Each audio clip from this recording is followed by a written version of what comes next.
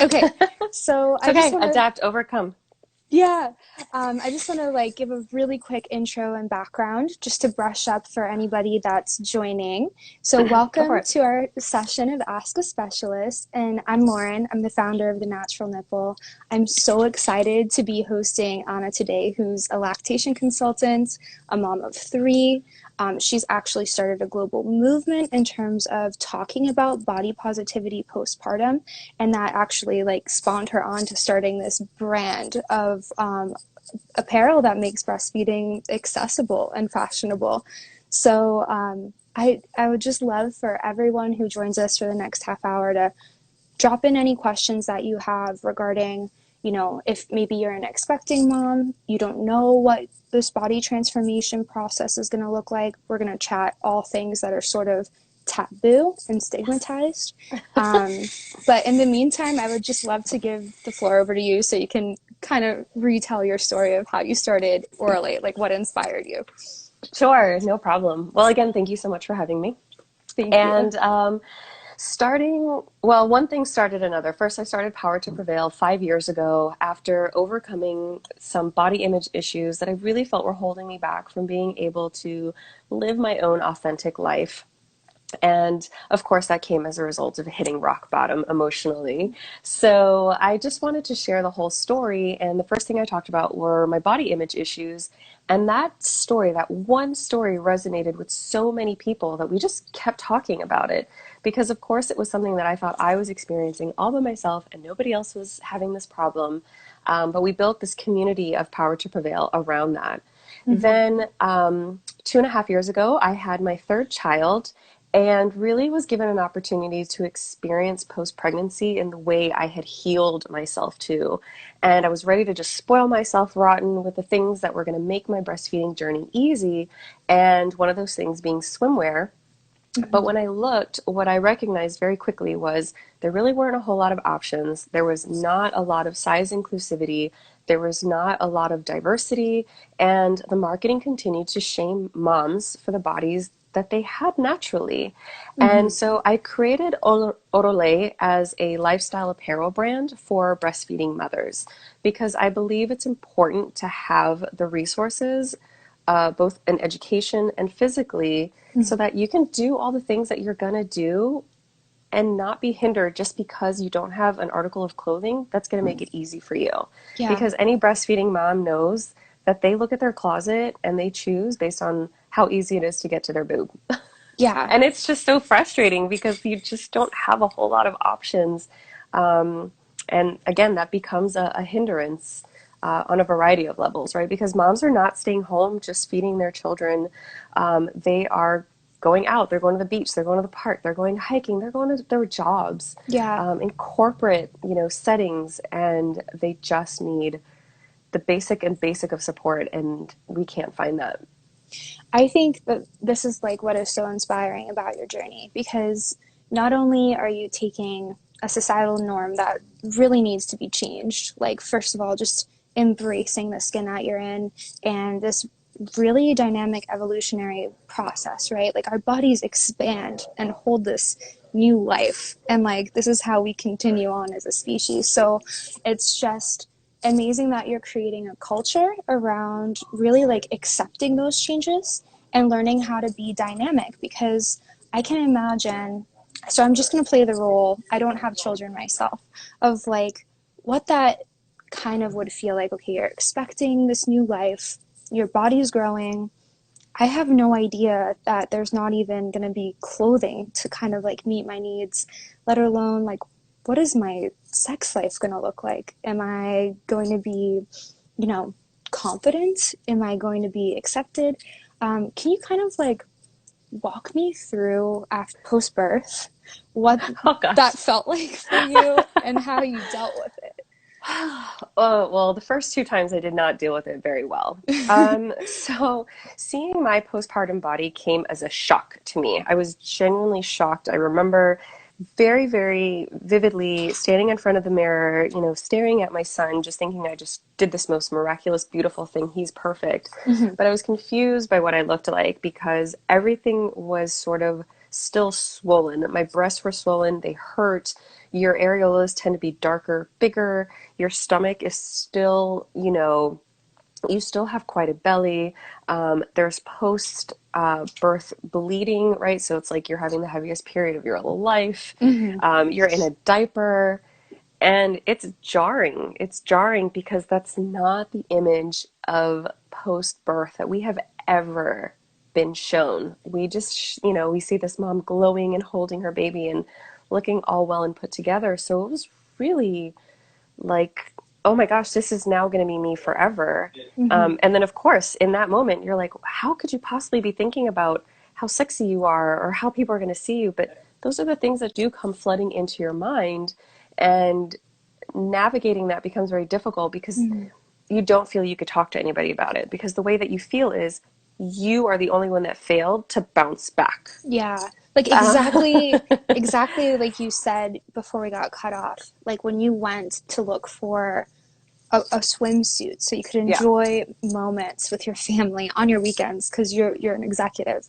Um, the name of the piece of apparel was called the bounce back swimsuit, and so it really Right. wasn't encouraging or embracing this new period of your life. It's not permanent, but it's so natural to have those questions kind of originating. Like we are, a tribalist culture. We want to be accepted by our community, and the fact that you felt, you couldn't even voice those things because it's like your role, maybe. Mm-hmm. I love that you're challenging that and also speaking honestly about it. Yeah, and that honestly has been the thing that made the most difference because as you spoke to this, tribal community that we live in, breastfeeding is a single act that has to be supported by the entire group. Mm-hmm. And by doing that, we're able to share our experiences with others because guess what? We're not the only persons giving birth or breastfeeding. It's a communal journey as well for others. And so by not talking about it, we're making one another suffer through this process, Right. even though we're all suffering together. We're together alone, but quietly. But and so by challenging that, we've been able to give people permission, even though we shouldn't need it. But Mm-hmm. like you said, even something like that branding of bounce back, Mm-hmm. we're giving permission to people to say, no, you have a journey. We're not going backwards. I always say this, the next chapter Mm-hmm. never means going back and rereading. It means you're moving forward, Right. right? So it's the next thing. What is this next evolution in your life, and what does that look like? And so it changes the way the conversation is being had. And Right. changing perception, changing the conversation gives us a better appreciation for what it is we're going through and what we've done, and just let people move forward. Like they're just keeping people trapped in this mindset, Mm-hmm. which doesn't help anybody except for like diet pill companies and plastic surgeons again, right? Because even in our society we have things like mommy makeovers. They're called mommy makeovers because they are addressing the problems Mm-hmm. that mothers have. But one of the things I always say about that, I said, okay, well, if I go to my doctor and I say, doctor, I have stretch marks, Mm-hmm. they're not going to say, oh no, we must take care of this. This is a problem. Right. They're not going to write your prescription. They're not going to do anything because they can't, because there's nothing medically wrong with you because that happened. Mm-hmm. Right. But yet we have other doctors on the flip side saying there's something wrong, but we can help you and we can fix it. Um, and you just throw mothers that are completely vulnerable and emotional and have these expectations of themselves, Mm-hmm.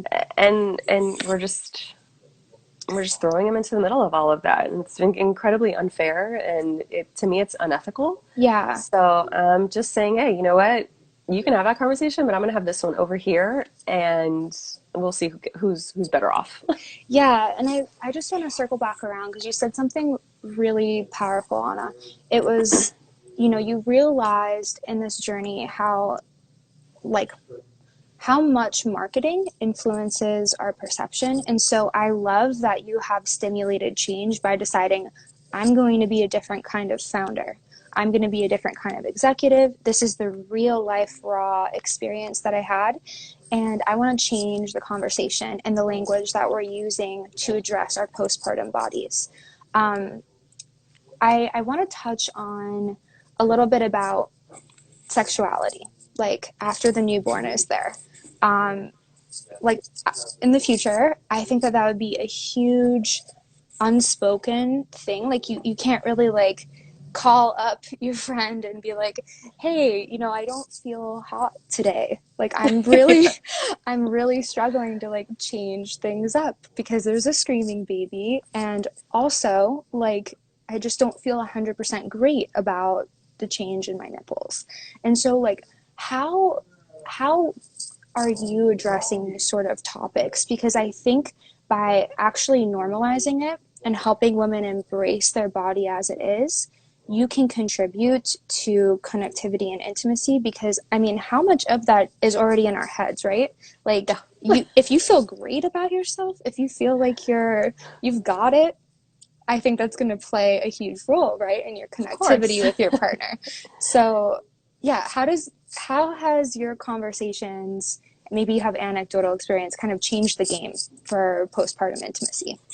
Yeah, absolutely. So, right, like you mentioned before, the problems that existed for a lot of us existed long before we were pregnant, right? Because we can talk about body positivity alone in just, intimacy and sexual relationships. But now you're adding this element of breastfeeding, which Mm-hmm. now, oh, we're talking about breasts because now they're being used for their function and not just their aesthetic, but function Mm-hmm. sexually. They have different functions. Yeah, And so if we're not normalizing that, then we think, wait a minute, I can't chest feed because I use my breasts for arousal. They're a point of arousal for me. mm-hmm. Instead of saying, hey, you know what?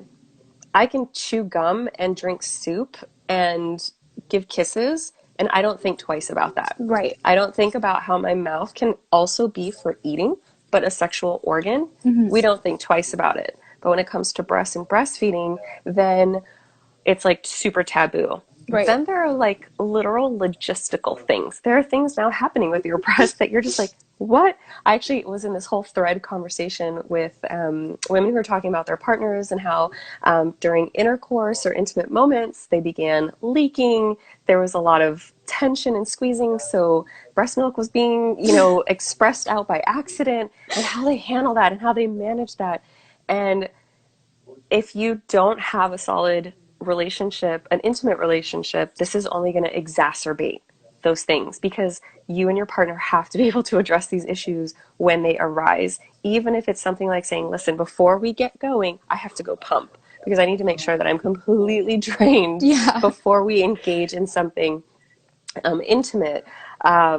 And of course, the time afterwards, after you're given birth, you're given a 6 week window. They're saying for 6 weeks post birth, don't engage in physical activity, no sexual activity, da da da da. But then Mm-hmm. we believe after 6 weeks, everything is great. Shop is now open, Yeah. customers are welcome. But what they don't talk about is that, and I found this out when I went to my 6 week appointment or a follow up appointment after that with my OBGYN. I said, listen, I'm still having a really hard time, having sex. It feels uncomfortable. I'm not in a lot of pain, but it's just not the same. Right. And she said, that's so interesting because and she asked me, she said, are you breastfeeding? I said, I am breastfeeding. And she said, whenever I do an exam on a breastfeeding woman, her vaginal wall looks like the same as I do in my menopausal women, Hmm. which means that things like, thank you, Cardi B and Megan Stallion talking about, fluids and lubrication that's usually created in the vaginal wall is not being produced at the same level as it was before. And she Right. said, but you know what? You're the first person to ever say anything to me about it. And she's like, I always thought it was sort of interesting, but no one ever brought it up, so I never brought it up. So Yeah. here we are with a OBGYN who is a professional. She's made this observation, And and yet, you would think in this setting is like the safest of all places for you to get some mm-hmm, sort of clinical guidance, right? right. Techniques that you can utilize to help you through this. And it's still not being discussed.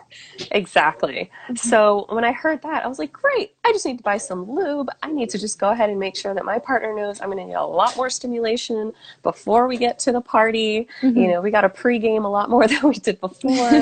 Uh, but we're able to have those conversations so that we can navigate through this experience. And then, of course, once my son um, weans himself, then I'm crossing my fingers, everything just goes back to the way it was. But if it wasn't, then we can continue to address those Right. particular situations. So it's it's a multi-pronged issue. You're talking about having to acknowledge this body that you now have, Right. the function that it now has, having to deal with that, and now having to somehow feel sexually desired. Right. That's So, going to take a lot more than 6 weeks for most people to figure out. and that's a lot of layers that we're unpacking, right? Because we're not even adding on the fact that oftentimes you can be struggling with postpartum that totally affect your hormones. Um, you could also just be totally exhausted and not sleeping through the night, which we know is not really conducive to a wonderful sex life. So I think why I'm so fascinated by your work, Anna, is because you are allowing people to voice what's going on and be accepted, like right where they are. And I think that the sooner that women, especially if it's like their first baby, like Mm-hmm. even in like their second and third trimester, just start thinking about these things and kind of talking to other moms or just like visualizing exactly what's going to go on so they can have sort of a mental play by play of how they would like to handle it, right? Like, okay, I'm going to have that moment. I heard Mm-hmm. Anna talking where I'm going to look in the mirror and not feel like I even recognize my body. And that's okay. And like, this is how I'm going to reach out for support on a day like this, right? Like, maybe it's join a group where we're like, just a couple of moms sharing photos together of our bodies and like lighten the mood around it. Like I love how you have to have an air of acceptance and humor. Like you said, you're able to have these really open and vulnerable discussions with your partner, right? Like milk may fly everywhere, but Oh, like yeah. if you can talk about it and laugh about it, it makes it that much more of a process and a journey that you're on together versus like you feeling like you're the one who's accumulated all of this new change and have to deal with it alone. Yeah, exactly. So, oh gosh, I think one of the best feelings that I ever had since starting Power to Prevail was just the amount of people that said, oh, "You too, me too." You know, kind of like again with the Me Too, these things that women believe that are they're the only ones going through it, Mm-hmm. and that sometimes is it. That's all they need. And I all of a sudden have women sending me pictures, and I love this. In any other situation, it would be creepy, I think, but they're sending me pictures of themselves in bikinis because they're like, "Oh my gosh, like I didn't realize your body looks just like mine. I never thought I could wear a bikini, but here I am." And they're out on the beach. They're saying, I never thought I could be on vacation with my family. I never thought I could wear a bikini in front of my husband. I never thought I could be, I could have sex with the lights on. I didn't think that I'd be able to breastfeed. I didn't think that I would be able to breastfeed in public. I didn't think so much that they didn't think they could do simply because they've never seen or heard of someone else doing it. Yeah. And so just that alone has been impactful to, I mean, over 5 years. Mm-hmm. I don't even know how many people, and I never hear from everyone, but it is encouraging enough that I hear from enough people Yeah. that it has been well worth my time and effort and things like that. I think it's just wonderful the fact that like you're helping people embrace where they are at. And I want to talk a little bit about, because you got caught off at this part, about the Orolait line that you started. Yes. I'm totally botching it. How do you say it again, Anna? It's Orolait. Oro is Orolait. all. Oro is gold in Spanish, and lait is milk in French, because breast milk is often referred to as Liquid liquid gold, gold. Yeah. as you know. Yeah, so tell me a little bit about your line, like what you saw the gap in industry was, and then why you decided, like, yep, I can do this, and this is how I'm going to make it different. Absolutely. So right off the bat, it was born out of frustrations, like most most entrepreneurial journeys, I couldn't find something for me, something that was fashionable, something that was functional, something that was high quality. Hmm. So I did a little bit of market research and I said, you know what? I can do this. And I just began asking for a ton of help. I am not a designer. I am not a fashionista. But I knew what I wanted, and I knew what I wanted, and I knew what other moms wanted, because as soon as I said, hey, can anybody help me? Like, if you could do this, what would you do? And just, I was a flood of just, here, do this, and here, do that. And then, of course, it was recognizing, hey, when I go and look through all these other companies and I look through all these other ads for whoever's doing this, it's the same thing, the same very limited sizes, the same type of models, the same representation of models, Hmm. no stretch marks, no scars, no loose skin, no cellulite, no postpartum scar, C-section scars, Yeah. no, and I said, we need to represent no diversity, Yep. right? Black moms do breastfeed, Latinas breastfeed, Asians moms breastfeed.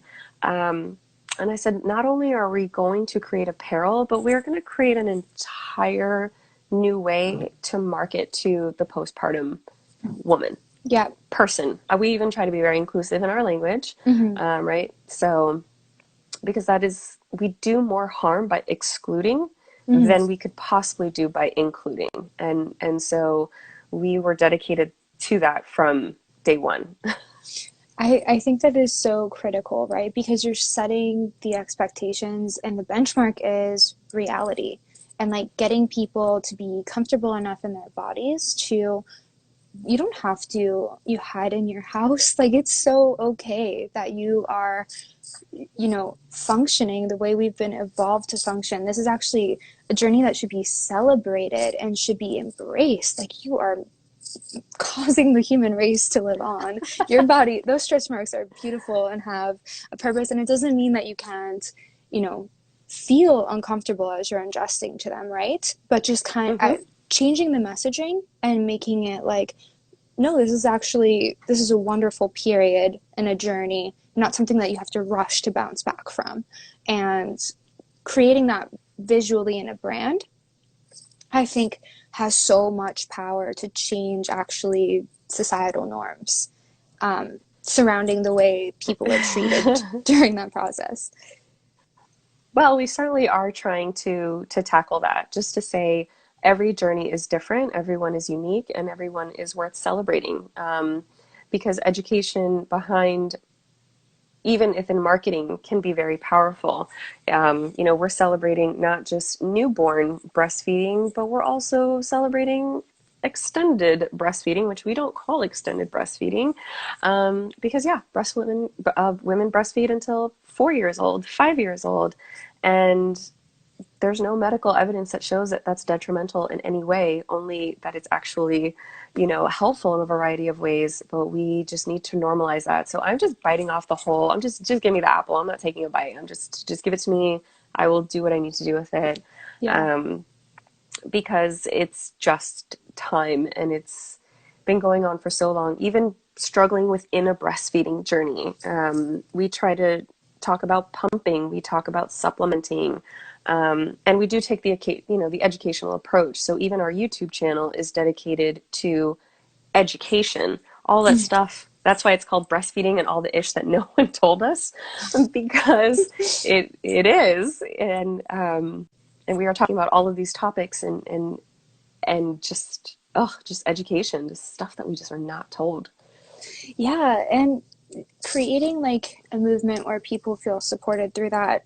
I find it very fascinating. So like the history of how breastfeeding culture and norms have changed.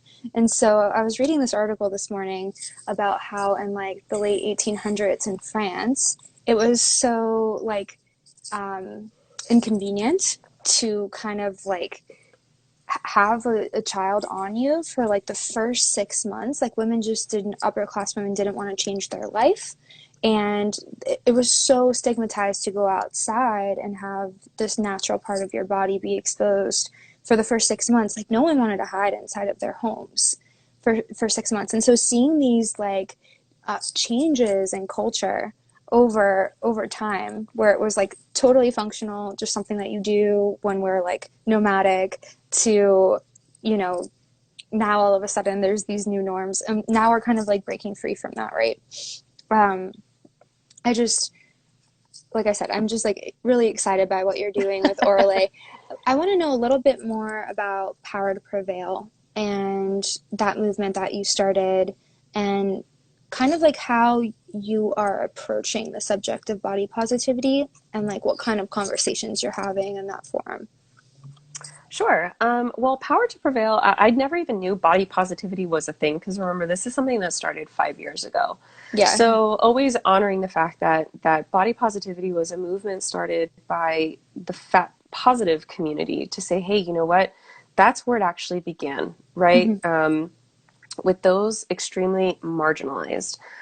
So you're talking about black femmes, you're talking about fat women and men, right? I'm not excluding men from any of these conversations. It just happens to be how my vocabulary is running today because we're talking about breastfeeding. Yeah. But to honor those particular journeys, you say, I'm only going to be talking about myself. I'm not Mm-hmm. talking about anybody else. I'm not making generalities. I'm saying this is how my journey as a Latina, as a mother, as a Mm-hmm. woman, how it has been for me and how I have suffered because of these particular stigmas and these particular expectations, and Mm-hmm. how I overcame them for myself. And so that resonated with people, Mm-hmm. and because that resonated with people, our community grew, and it gave me the opportunity to reach more people. And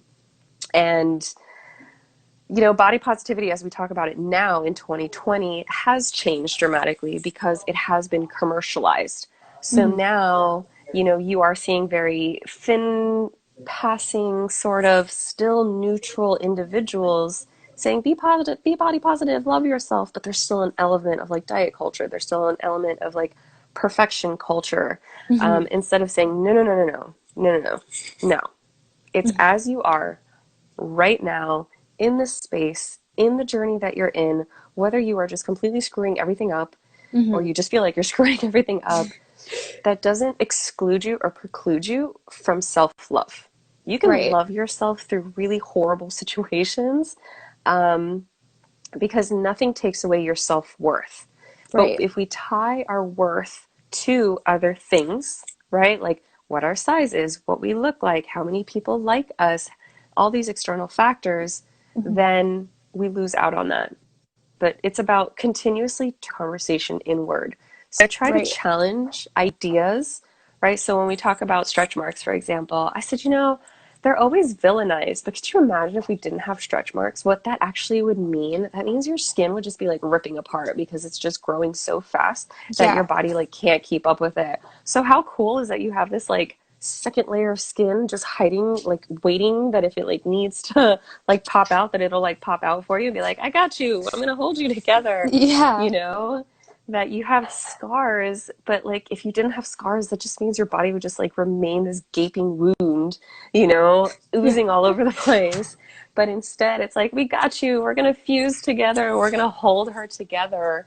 Um, you're seeing these things in a different way. So it's just being able to have conversations around things that have been highly stigmatized to say, look, I get it. You've had the conversation like this about this Mm-hmm. for this long, but I'm gonna change it.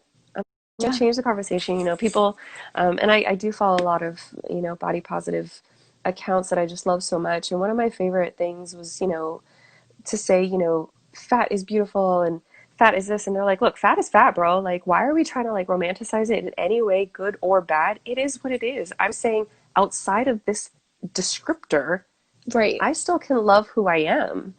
And you're just like, damn, you know, so outside of being a mother, I can still love who I am. I don't have to love my stretch marks. And that's one of the things I talk about too is Mm-hmm. I particularly got stretch marks on my stomach because of my births, but I've had them on my arms and my, well, not my breast, that was also the baby's, but on my thighs since I was 12 years old. I didn't give birth. I don't have to be proud. I don't call things like tiger. I don't do that. They're just Yeah. stretch marks. Like they are what they are. They are a biological function. Right. Just because we've decided to like, you know, do something with them, And I do bring a curiosity to say, well, isn't that interesting that things that are biologically normal are being used against us because they're ensuring a market for the rest of their lives? Because if they can assure that that happens, then they can assure that they're going to have a service to help you fix it. Yeah, Um, you just hit on something so important. And I just want to reel in and zoom in on that because if at the root of all of us, there is this like tribal desire, right? To be a part of the community, to be fundamentally accepted as we are, then marketing can always play on that fundamental need if you cannot find a way to accept yourself as you are. And so by changing the narrative, like you said, by really fundamentally questioning, like, well, wait, why am I going to go try to fix this? Like, really, what's the driver there? Is it to be more socially acceptable? Like, is this not a way that I feel I should look? Why do I feel like I shouldn't look that way? Really like digging in and getting to the root, because if you can stand, like you said, exactly where you are and look at it very objectively, it's a stretch mark. And I love the way that you created like this language around it. It's like, I got you, like I'm holding you together. And that was yes. that was really the biological function, right? Hmm. um, then these extrinsic forces, like telling you what you should look like, or what you should buy, or how you should feel, don't hold any power over you, Hmm. because you've, They don't hold water because you're just like, wait a minute, like your whole basis doesn't make any sense. You yeah, want me to fix something, but what is it that's broken? right. What would be That broken is if we didn't get stretch marks because our skin's not healing. It's a big hella problem. Um, but that's not what the problem is. You'd, I absolutely you'd love be that like you glass hit on man. that. If we had, did what the tobacco packaging had, which was like what your lungs could be on bathing suits, if we had images of like how your body would actually burst if you didn't have the stretch marks. Could you imagine? Exactly. Um, well, Anna, we're running really close on time, so I just wanted to remind anybody who's joined us, like, feel free to pop in and ask questions. We're monitoring the Sure. comments. So Anna's background, she's a lactation consultant. She's also a mom of three, a founder, and has really sparked a movement surrounding body positivity, especially for postpartum. Um, my background, I'm a primary care nurse practitioner, and I'm a researcher in immunology and in the microbiome. And so Anna and I have really joined forces because, one, we think it's crucial to have these conversations about topics that are considered taboo, but are actually a really, really normal part of life. And I just love that we're coming together to essentially bridge the gap where we see some issues in industry and hopefully challenge them. Yes, and a huge thank you to Social Mama for bringing us together. Lauren and I are actually both experts on the app, which is created by a Houston mom. And so we're both in that app as experts. So special shout out to Amanda and her team at Social Mama for bringing us together. I'd be remiss if I didn't mention her. Yeah. And But that's yeah, a oh, sorry, go ahead. no, it's okay. And I think that that's just really neat because, a lot of us are working on these things separately, but are slowly coming together and saying, oh, you're talking about this too, and you're talking about this too. Let's all talk about it together. So it really creates a movement. Exactly. And so, just to recap, Anna and I have joined forces. So, my goal personally is to provide value and sort of like host these conversations with different specialists once a week. So, as a expecting mom or a new dad, you can just like pop in and have your questions answered by all kinds of different specialists. So, really, our goal is to empower women, essentially, like you and I's fundamental mission, that are in the perinatal journey. So that means everywhere from being pregnant to having given birth to afterwards you're dealing with multiple children, and make these resources that are data driven accessible. So actually, it's our goal to just make the I Fund Women campaign for the natural nipple, let people know it exists, because by actually donating, we are providing virtual visits to families, and like matching donations, so they're covered for the rest of 2020. Anna's an amazing lactation consultant, so she's actually offered as well to be one of our providers on that platform. And I want to know, Anna, before we hop off, can moms order your swimsuits that are breastfeeding accessible, or are they kind of in pre-order right now? Where are you at? Oh, I'm in coronavirus limbo is actually where I am. I feel you. But there are, yes, because your productions, oh, I know. So we do have limited suits in stock right now on our website. So if you go to orolait.com and click on the shop, you can find some very limited. But we are hopefully coming to the solution to our manufacturing issue very soon, and we'll be able to fulfill any and all requests for suits. But we always say to ourselves, a new mama is born every day. So, we'll be here to support in other ways. That's why I was very happy to volunteer for this initiative, because we also know that women are not receiving the care that they were receiving before post-birth in lactation, Yeah. for two reasons. One, we know that in the US, only 28% of hospitals are baby-friendly, so they don't even have the on-site support to start a woman's breastfeeding journey to be Right. supported. And two, they don't have follow-up care because nobody's doing anything in person. So telemedicine and telehealth is absolutely critical. My son is home. I don't know if you can hear him screaming. You can let him in. It's okay. He's screaming for me. Did you hear? Did you hear? Yes. He just got home. Um, that's mom life for you. That. And so I'm really happy to volunteer because it is a holistic approach. It is a communal thing Mhm. that is going to help us. Hola, mi vida, ven. ¿Vas a saludar? Kiki, oh, te caíste con el Kiki. Mira, bebé, saluda. Hi. Dile hola. Hola. Hi. Did you just get home?